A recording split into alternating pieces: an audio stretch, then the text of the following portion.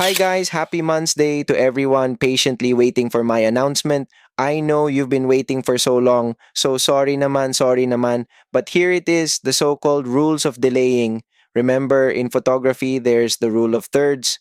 But on social media, we've got the rule of delaying. This is where your patience gets tested. Kung paano nyo iisipin si Kuya Month's Day.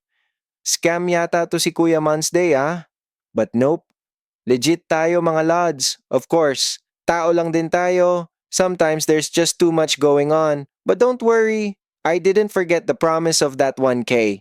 So here's how it goes. I already got the names of everyone who commented on the post. But just to make sure, please also comment on my Facebook page post para makita ko kung sino talaga ang mga loyal supporters natin. Later, at 12 midnight, I'll post the list of winners. So stay tuned. And now, the most awaited part, the prize. Each of you will get 1,000. What's 1K, you ask? 1 kilogram of rice. Congratulations! Pang-ulam na lang ang kulang. Hehe, it's all for fun. But more than that, I really want to thank everyone who joined and supported our Lakad Lente event.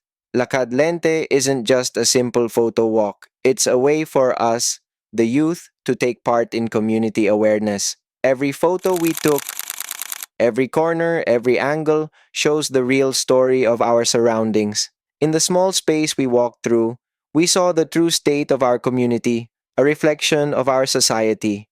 These photos can serve as powerful tools, raising awareness of the issues our society faces today, and in the future, they can be a source of knowledge and inspiration for community and economic growth. So thank you so much to everyone who joined and supported. Let's all look forward to the next activities because Lakad Lente continues, Lakad with purpose.